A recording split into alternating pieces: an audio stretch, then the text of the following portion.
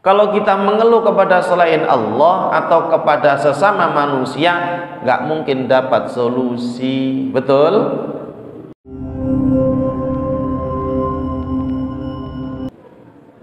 Assalamualaikum warahmatullahi wabarakatuh.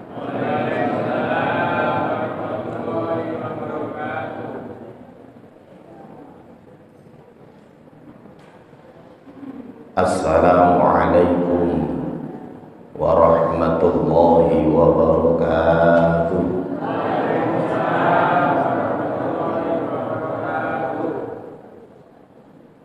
Bismillahirrahmanirrahim. Alhamdulillahi rabbil alamin.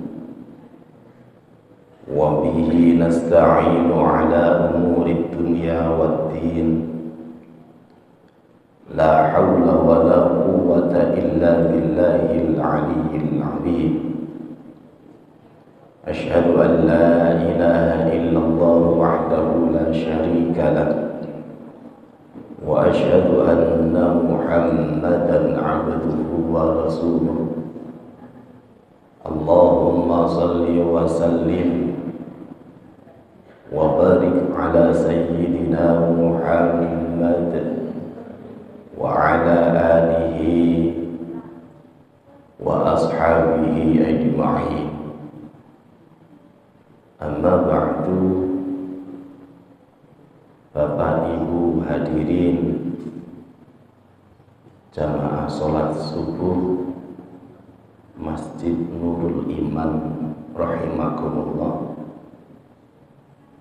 Alhamdulillah, pada pagi hari ini Allah takdirkan saya bisa silaturahim dengan Bapak Ibu semua dalam acara sholat subuh berjamaah dan dilanjutkan dengan kajian. Kita berdoa bersama, mudah-mudahan pertemuan kita di tempat yang baik, dalam acara yang baik, dan dengan niat yang baik, mendapat ridho dari Allah Subhanahu wa ta'ala, dicatat sebagai amal ibadah di sisinya, menjadi penyebab dimudahkannya semua urusan kita, urusan keluarga kita, baik urusan dunia maupun urusan akhirat kita. Amin ya rabbal alamin. Bapak Ibu sehat semua ya? Alhamdulillah, saya lihat semangat semuanya. Alhamdulillah, mudah-mudahan setelah pertemuan ini banyak keberkahan, banyak kebaikan yang Allah limpahkan kepada kita semua. Amin ya rabbal alamin. Bapak Ibu yang saya hormati, kajian pada pagi hari ini saya ambilkan dari kitab Nasaihul Ibad. Sebelum kita mengkaji, kita tawasul dulu, kita kirim Fatihah dulu kepada pengarangnya. Semoga dengan begitu Allah berikan kemudahan kita di dalam memahaminya. Allah takdirkan kita bisa mengamalkannya.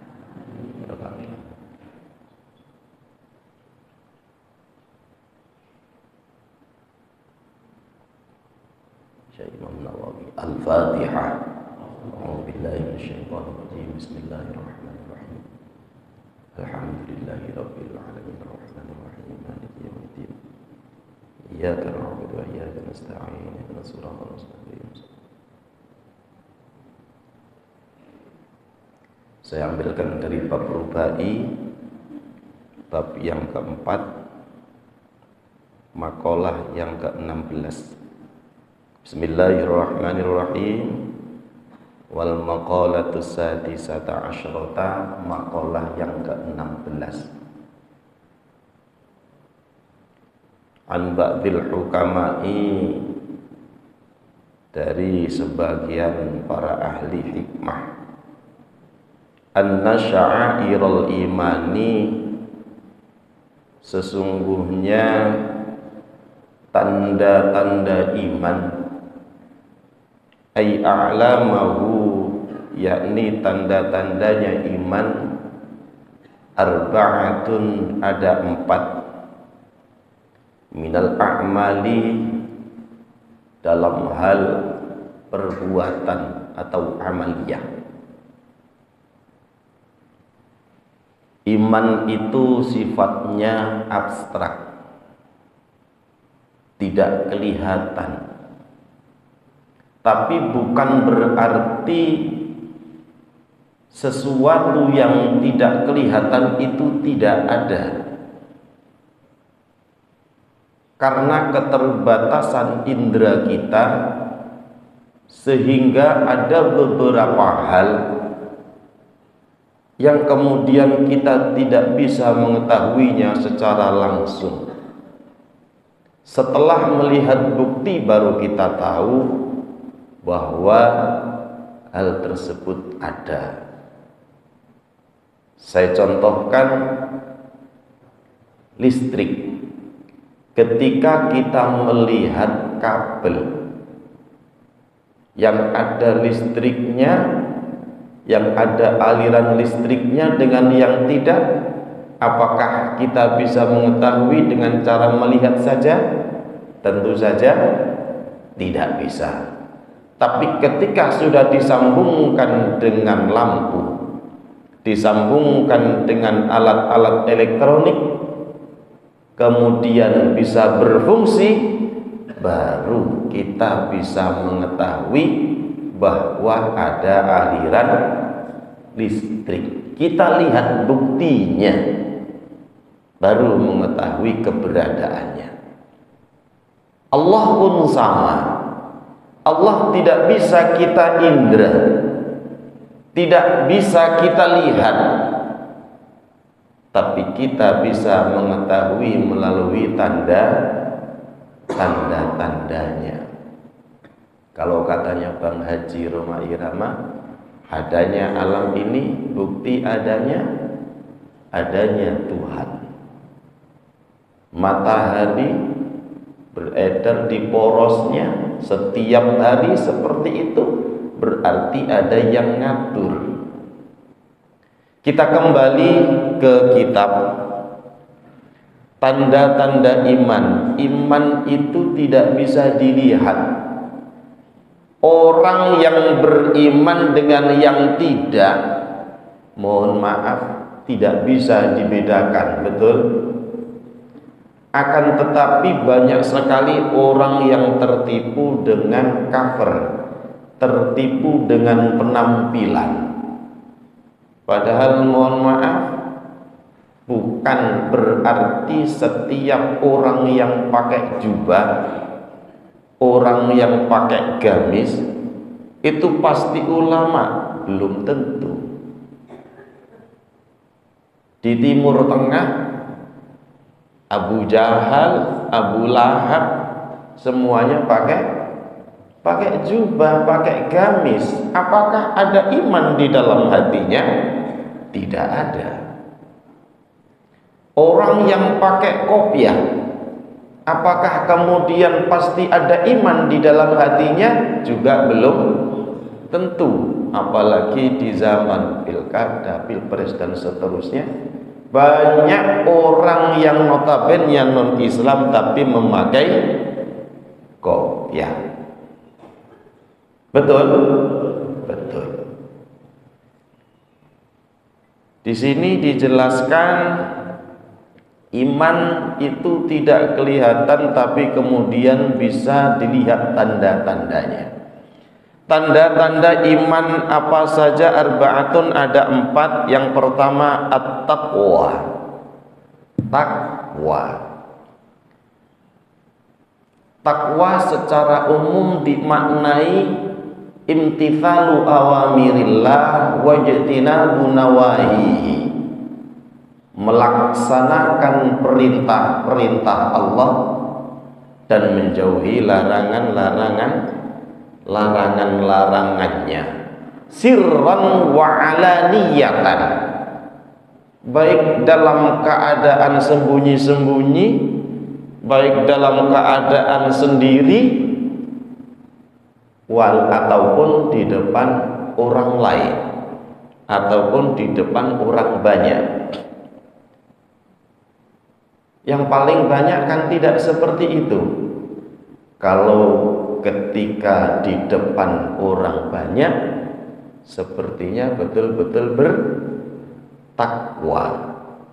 Tapi begitu sendirian, tanda takwanya, amaliyah takwanya hilang. Nah, kalau seperti itu berarti bukan takwa namanya. Makanya di belakang tadi ditutup dengan sirron wa alaniyatan, melaksanakan perintah Allah itu dan menjauhi larangannya bukan hanya di depan orang banyak, bukan hanya ketika di depan kamera, tapi ketika sendirian di dalam kamar, ketika sendirian di malam yang gelap, dia masih tetap mau menjalankan perintah-perintah Allah dan masih tetap eksis menjauhi larangan Allah. Itu baru dikatakan takwa. Itu secara umum. Tapi kalau di sini di dalam kitab Nasuhul Ibad, menurut Imam Nawawi yang dimaksudkan takwa wa huwa fit ta'ah yuraddu bihi al-ikhlas. Yang dimaksud takwa di dalam ketaatan kepada Allah itu ikhlas. Semerap ikhlas. Tahu ikhlas Bapak Ibu? Ikhlas itu sering kita dengarkan, bahkan mungkin sering kita ucapkan, tapi sungguh prakteknya sangat sulit. Coba kita teliti diri kita masing-masing. Apakah setiap kita melakukan ibadah apapun bentuknya, apakah betul-betul tidak ada tendensi? Apakah betul-betul tidak ada kepentingan kita?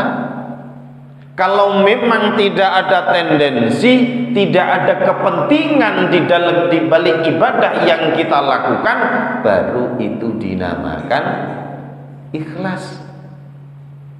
Kalau masih ada harapan, ada keinginan, itu berarti masih belum ikhlas.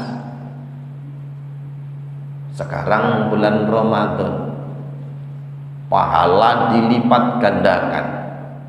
Ketika melakukan ibadah, tujuannya untuk memperoleh banyak pahala, berarti masih belum ikhlas.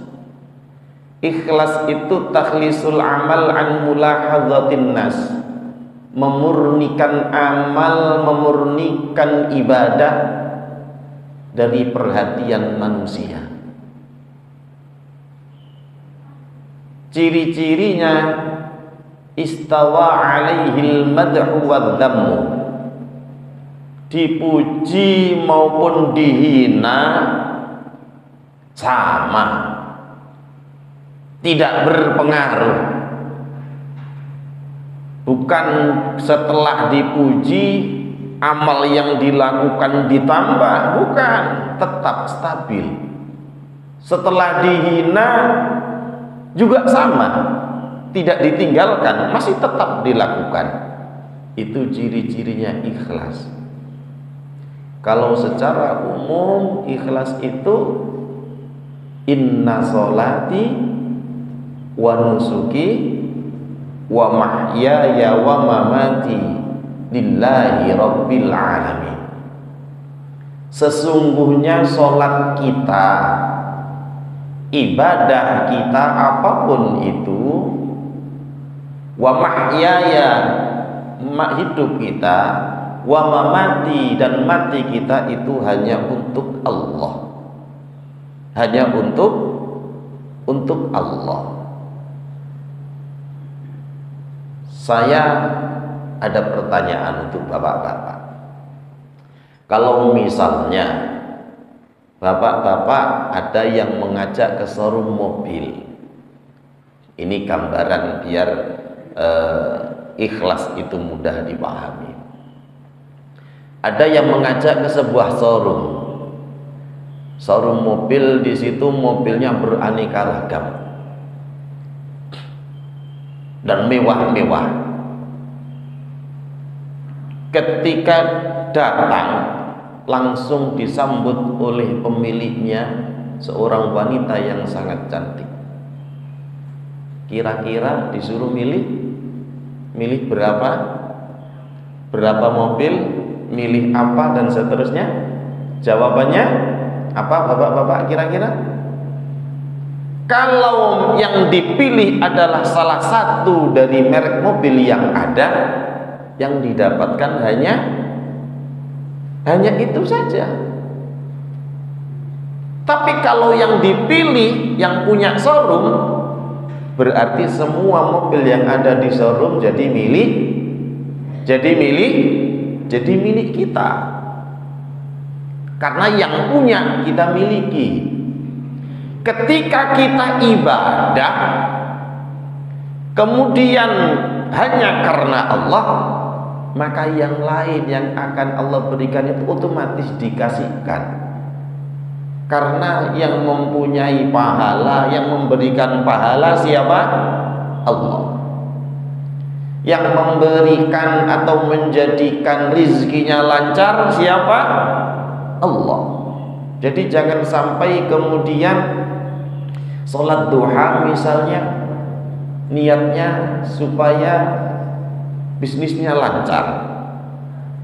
Kalau misalnya niatnya bisnisnya supaya lancar, hanya diberikan itu sama Allah, yang lainnya tidak. Ingin pahala saja yang Allah berikan, yang lainnya tidak.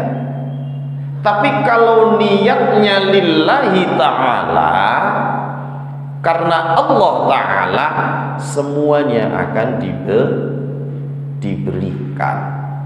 Itu namanya ikhlas. Makanya ketika kita niat sholat, usolli fardhu subhi, terakhirnya apa? Lillahi ta'ala. Niat puasa, niat wudu, semuanya terakhirnya lillahi ta'ala. Itu mendidik diri kita, mengingatkan diri kita bahwa apa yang kita lakukan itu tujuannya hanya karena Allah, jangan karena yang lain. Tujuannya ke sana.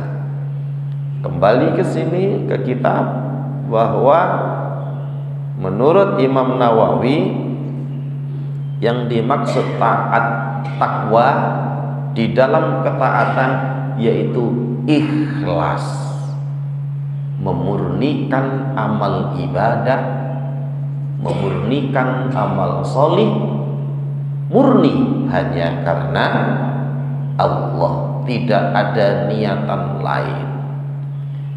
Yang berikutnya, wa fil ma'siyati yuradu bihi at-tark wal hadar. Takwa di dalam maksiat itu maksudnya meninggalkan, wal hadaru, dan takut. Meninggalkan bagaimana maksudnya? Meninggalkan apapun yang dilarang oleh Allah.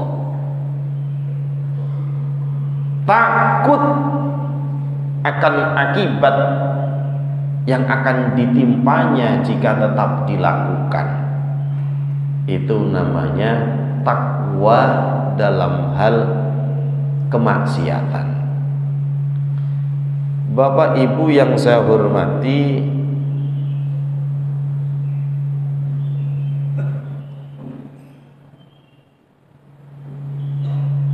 Banyak macamnya pengertian takwa.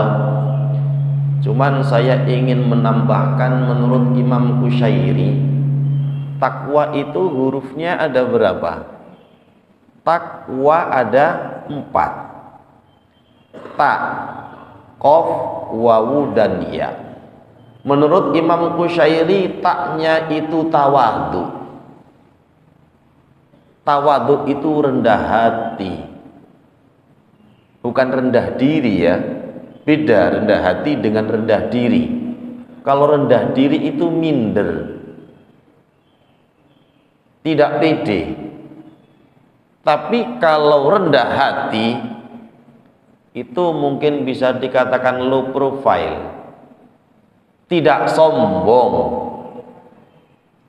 tidak angkuh, tidak menganggap dirinya punya kelebihan, biasa saja. Walaupun uangnya banyak, biasa saja, tidak menampakkan kekayaannya. Walaupun ilmunya banyak, juga biasa saja, tidak menampakkan kepandaiannya. Walaupun ahli ibadah, biasa saja orang melihatnya, tidak tampak. Jadi low profile, tidak sombong. Itu huruf taknya. Kemudian qafnya, huruf yang kedua qaf. Qafnya itu qanaah. Qanaah itu menerima apapun pemberian Allah dengan lapang dada, dengan senang hati. Karena orang qanaah di sini berarti dia telah mengamalkan rukun iman yang ke-6, percaya kepada takdir Allah. Apapun yang Allah berikan kepada kita, harus kita yakini itulah yang terbaik buat kita. Dan ini harus belajar. Kalau tidak belajar, tidak bisa. Belajar sedikit demi sedikit, sedikit demi sedikit, insya Allah lama-lama bisa. Belajar menerima pemberian Allah. Secara umum orang bisa menerima pemberian Allah, takdir Allah, kalau sifatnya baik-baik saja, yang enak. Betul? Tapi ketika tidak enak, sulit bisa menerima. Yang terjadi tidak sesuai dengan keinginan kita. Sering-seringnya hati menolak, sering-seringnya hati itu tidak bisa menerima. Padahal Allah tahu mana yang terbaik buat kita. Saya contohkan. Ketika saya SMA kelas 11 atau kelas 2, itu ayah saya wafat, diambil oleh Allah. Secara akal sedih, secara akal keinginan saya sampai detik ini ayah saya masih ada, masih hidup, dan itu manusiawi sekali. Ternyata di balik itu semua ada yang sudah Allah atur, dan itu untuk kebaikan saya. Dan itu saya ketahui setelah sekian lama ditinggal wafat sama beliau, baru tahu. Secara akal, dengan wafatnya ayah saya itu akhirnya saya bisa berjumpa dengan bapak ibu semua. Kenapa saya sampaikan begini? Karena ayah saya itu orang desa, orang salaf, orang pesantren. Jadi mikirnya Ya putra putrinya yang di pesantren, nggak dikuliahkan. Tapi karena beliau wafat, ibu saya dan kakak sudah punya pemikiran yang berbeda. Akhirnya Allah takdirkan saya kuliah. S1 selesai, akhirnya S2. Karena mungkin gelar akademik yang seperti ini, kemudian Allah takdirkan bisa berjumpa dengan Bapak Ibu. Jadi intinya apapun yang terjadi sebenarnya itu adalah untuk kebaikan kita. Cuman terkadang akal kita yang dikedepankan. Kita ikut-ikut ngatur Allah, padahal Allah sudah ngatur sedemikian rupa, dan itu yang terbaik. Nah, terus bagaimana supaya kalau masalah duniawi misalnya, supaya tidak ada penyesalan, supaya bisa menerima takdir Allah, bagaimana caranya? Islam mengajarkan untuk istikharah. Sebelum buka usaha, istikharah terlebih dahulu. Sebelum membeli rumah, istikharah. Sebelum join gabung usaha dengan teman, istikharah terlebih dahulu. Sebelum beli kendaraan, istikharah dulu. Istikharah itu minta dipilihkan oleh Allah. Masalah cara bebas, mau cara seperti apa, karena cara istikharah itu banyak. Yang paling penting adalah sebelum melakukan sesuatu kita istikharah dulu, minta dipilihkan oleh Allah. Kalau Allah yang memilihkan, pasti itu yang terbaik buat kita. Jadi istikharah itu bukan hanya untuk mau pernikahan saja. Anak saya mau saya nikahkan, istikharah dulu. Bukan hanya itu saja. Apapun yang akan kita lakukan supaya di belakang hari tidak ada penyesalan, itu istikharah. Karena istikharah itu adalah pilihan Allah, dan Allah tahu yang terbaik buat kita. Lanjut setelah qanaah, wawu warok. Warok itu memelihara diri dari hal-hal yang haram dan syubhat. Jadi betul-betul hati-hati terhadap makanan, terhadap minuman yang dimasukkan ke dalam diri. Bukan hanya diri kita, tapi juga anak, istri. Hati-hati betul. Ulama-ulama zaman dahulu sampai hebat, sampai terkenal di mana-mana, itu salah satu penyebabnya yang paling dominan karena yang dikonsumsi hanya yang halal-halal saja, tidak mau makan yang haram. Ada salah seorang sahabat baginda Nabi, setiap dikasih makanan orang lain itu selalu tanya, ini makanan apa? Halal apa enggak? Apa orangnya enggak tersinggung? Mungkin awal-awal tersinggung. Tapi kalau sudah sering, orang sudah pada tahu, sudah terkenal, akhirnya orang biasa sudah memaklumi. Kenapa sampai tanya seperti itu? Karena takut ada hal haram masuk ke dalam tubuhnya. Suatu hari diberi makanan sama orang lain, lupa tidak ditanya, langsung dimakan. Setelah dimakan mungkin kurang lebih dapat setengah gitu ya, Habis itu ditanya sama yang memberi, tumben nggak tanya, ini halal apa enggak? Langsung baru ingat, oh iya ini halal apa enggak? Dijawab sama orangnya, itu makanan dari hasil saya dulu sebelum masuk Islam. Saya dulu jadi paranormal, jadi dukun. Seketika itu juga langsung dimuntahkan, dikeluarkan yang ada di dalam mulutnya, dan yang di dalam perut ini dikeluarkan, diusahakan untuk keluar. Kenapa sampai sedemikian rupa? Karena kalau sesuatu itu haram masuk ke dalam tubuh, sungguh dampaknya luar biasa. Bukan hanya kepada diri kita, kepada anak istri kita juga sama.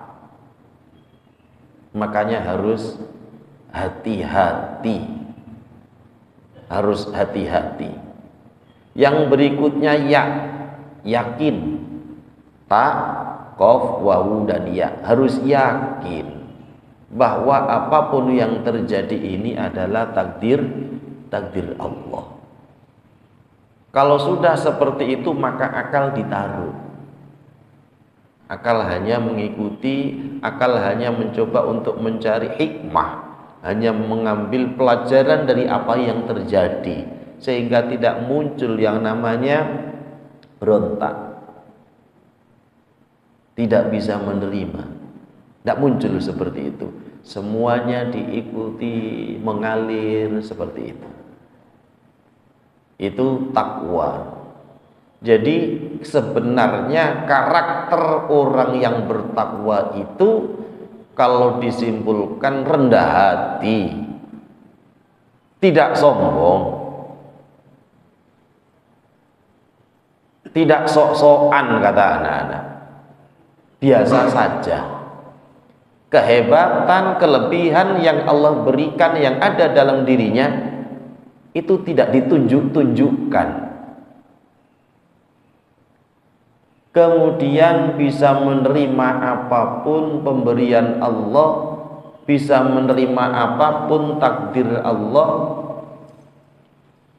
kemudian memelihara diri, menjaga diri dan keluarganya dari hal-hal yang haram dan yang syubhat.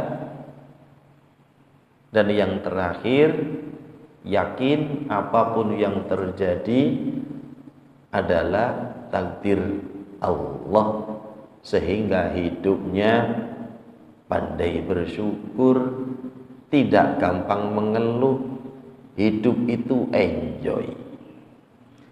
Bapak Ibu yang saya hormati, yang berikutnya, jadi tanda takwa tadi yang pertama adalah, tanda iman yang pertama adalah takwa. Yang kedua, wal haya'u, malu. Orang kalau beriman itu punya rasa malu. Mohon maaf, di akhir zaman seperti ini beda dengan ketika, khususnya yang bapak-bapak, ibu-ibu yang sudah sepuh, ketika kita masih kecil, sungguh sangat berbeda. Kalau orang zaman dulu, anak zaman dulu, di bulan Ramadan seperti ini, makan di tempat umum, makan kelihatan orang lain itu malunya bukan main, betul? Tapi sekarang di mana-mana, di jalan, di tempat-tempat, itu sekarang sudah secara terang-terangan. Kalau dulu warung masih ditutup, sekarang sudah enggak. Di jalan orang merokok sudah biasa. Padahal kalau ditanya agamanya apa, jawabnya Islam. Lah kalau orang Islam sendiri tidak memuliakan bulan Ramadan, tidak menghormati bulan Ramadan, terus bagaimana? Padahal dulu ada cerita begini. Di dalam kitab Risalatus Siyam, ada sebuah cerita begini. Ada seorang Majusi. Majusi itu penyembah api. Orangnya menyembah api. Suatu hari dia jalan-jalan.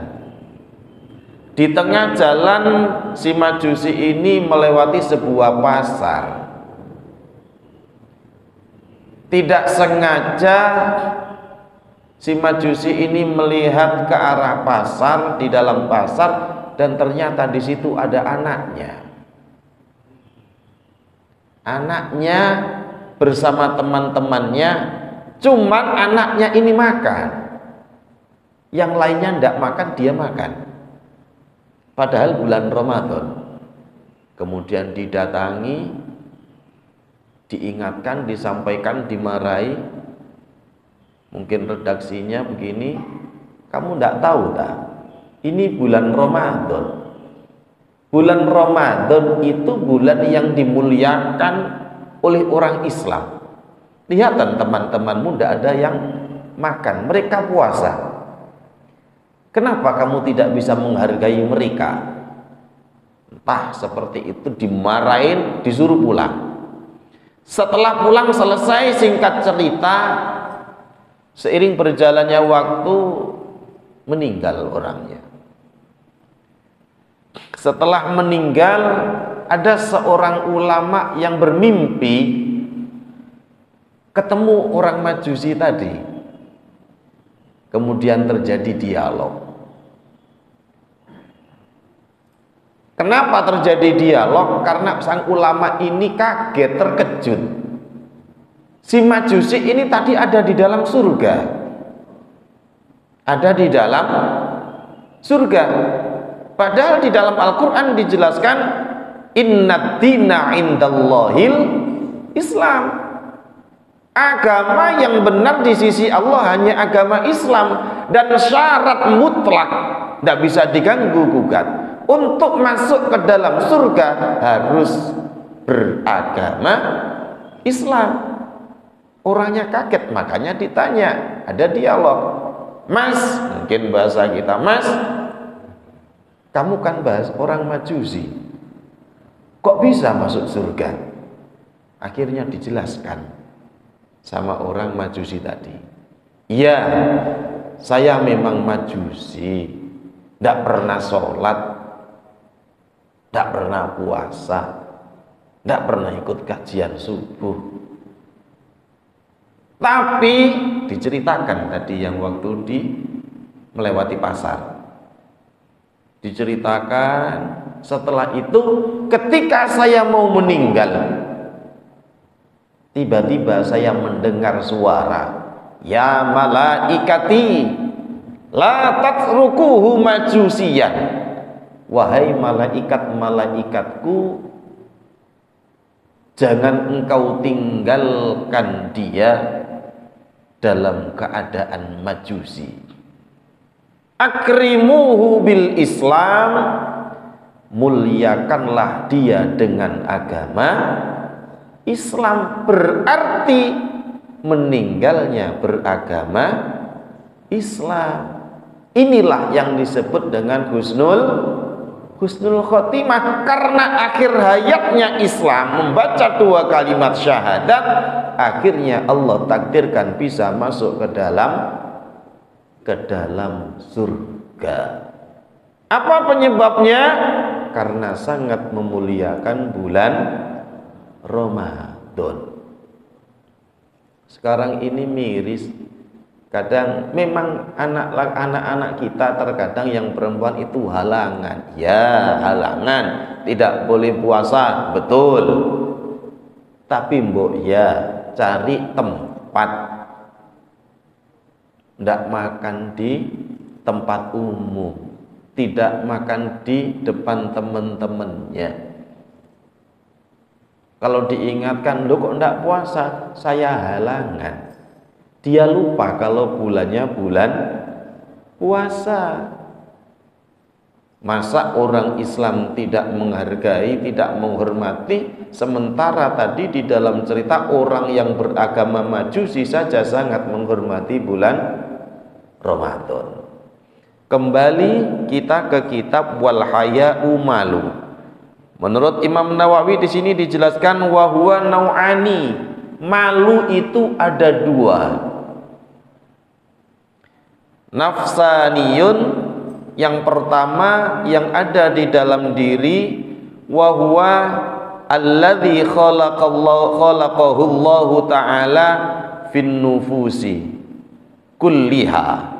Jadi sifat ini memang secara otomatis Allah takdirkan ada di dalam diri seseorang. Setiap orang punya.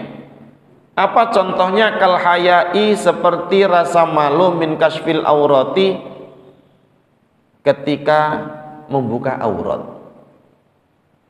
Mohon maaf kalau kita tanya, orang yang membuka aurat itu dari dalam hati, dari dalam hatinya, hati nuraninya, sebetulnya dia malu, sungguh malu aslinya. Tapi karena sudah menjadi kebiasaan, rasa malunya diabaikan, tidak dihiraukan, sudah menjadi kebiasaan, akhirnya menjadi biasa.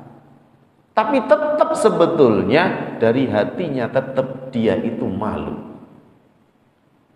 Berikutnya wal jima'i bainan nas, melakukan perzinahan di depan orang lain,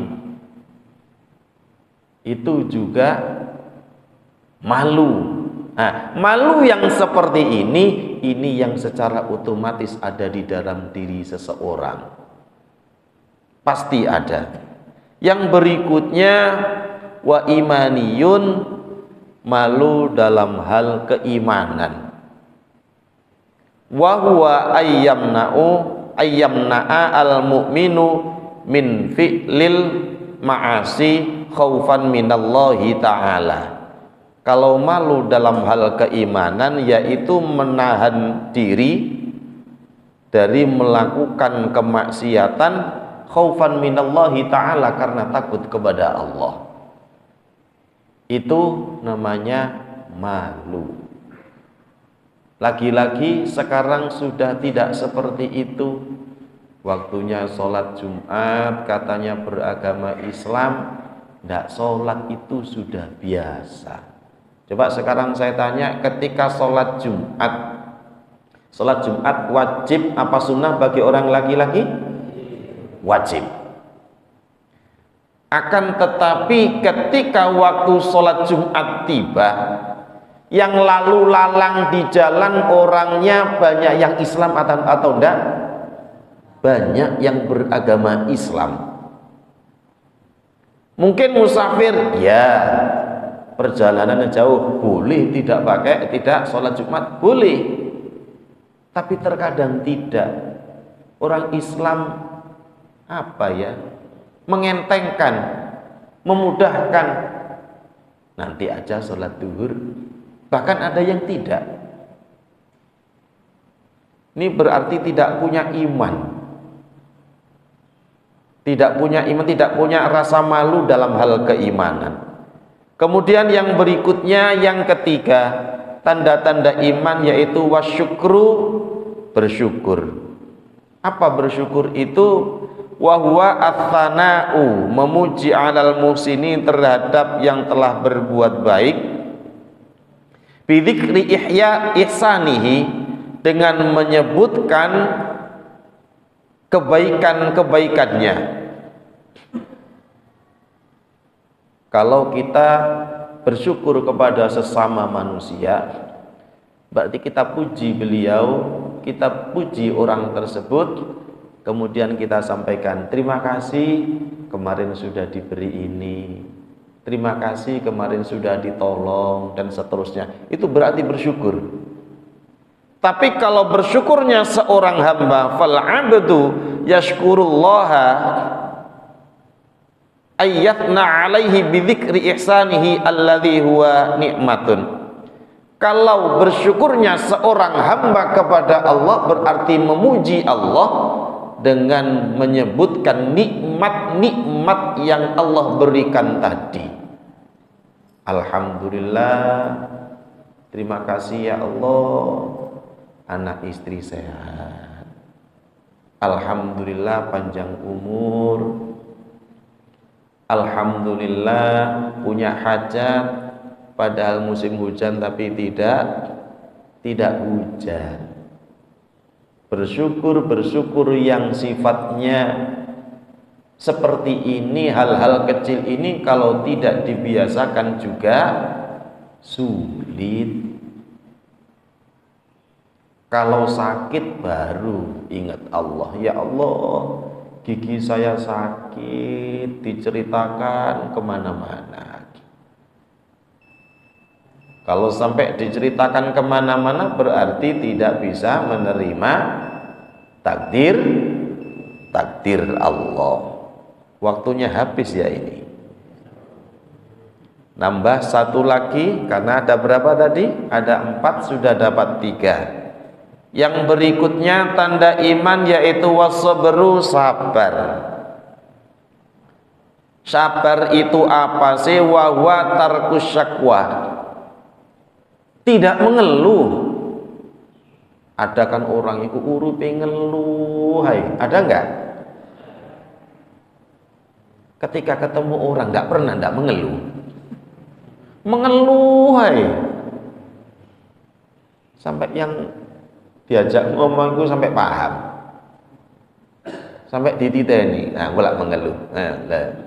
Lah cerita keluarga nih, pekerjaan nih. Terus gitu ada seorang seperti itu.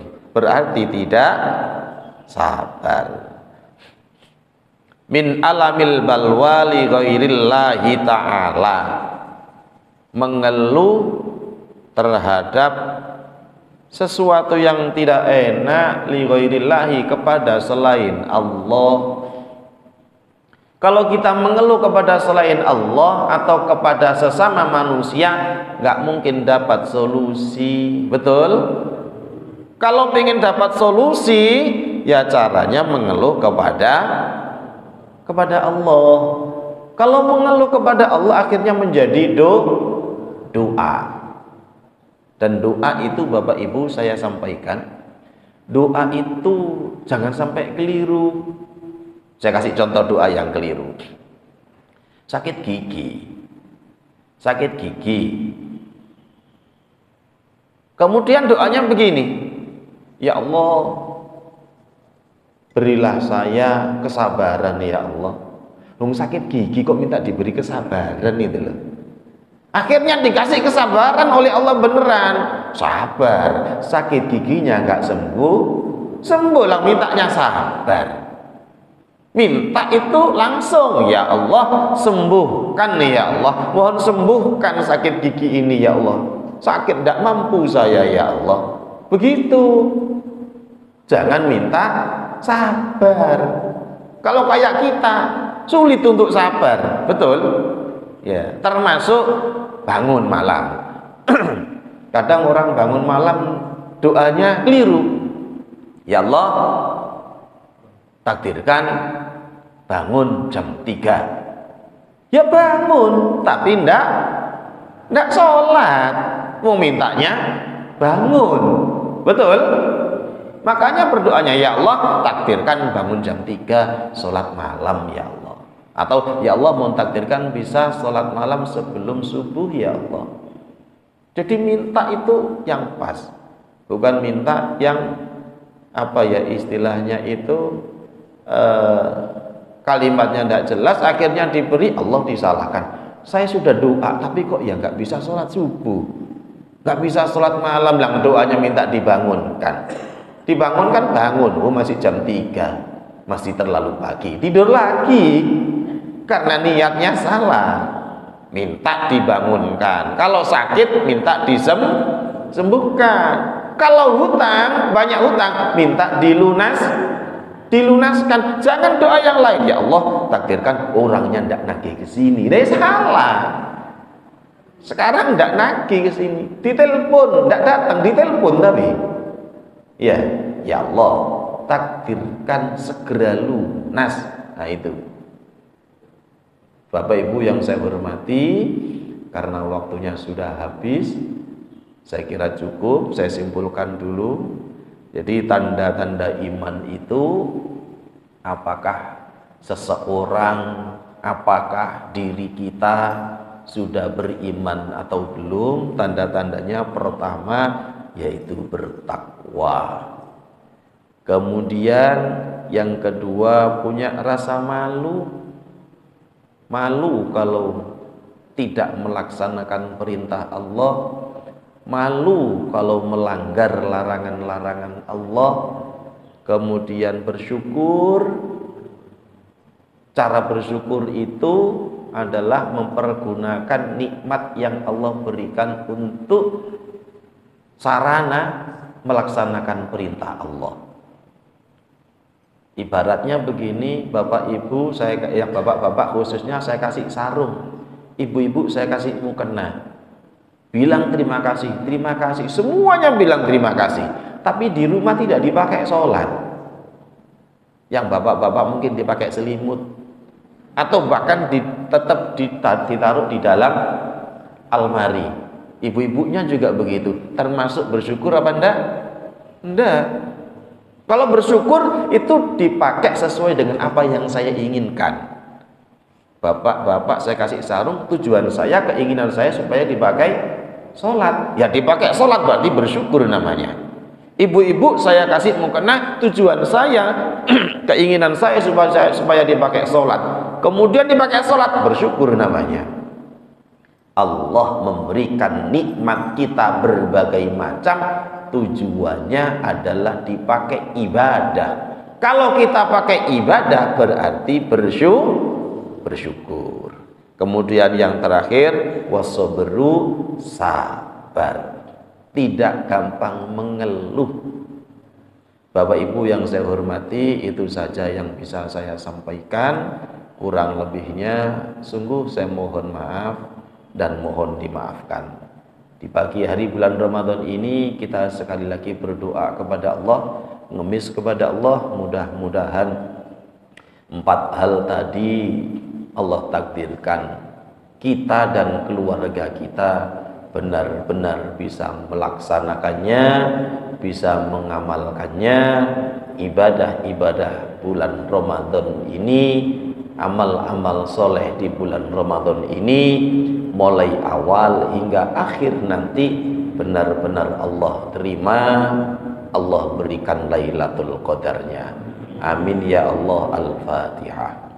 A'udzu billahi minasyaitonir rajim. Bismillahirrahmanirrahim. Alhamdulillahi rabbil alamin, arrahmanir rahim, maliki yaumiddin.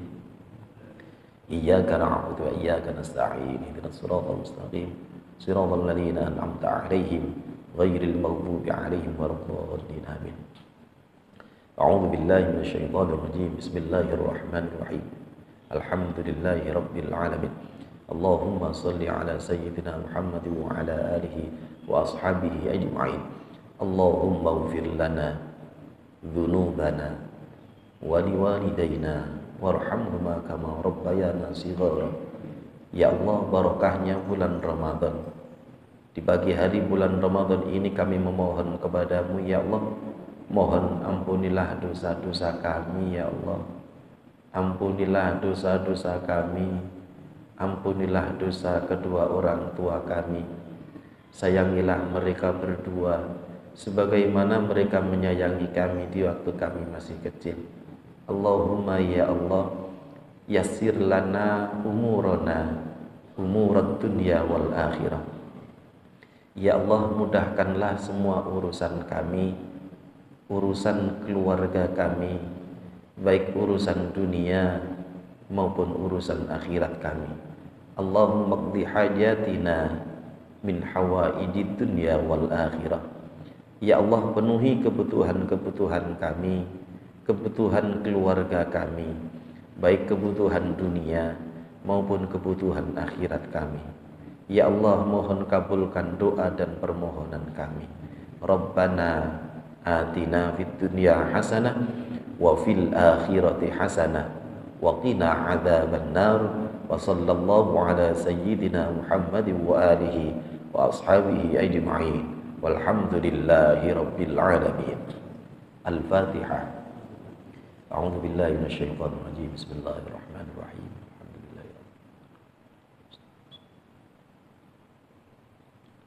Akhiran, assalamualaikum warahmatullahi wabarakatuh.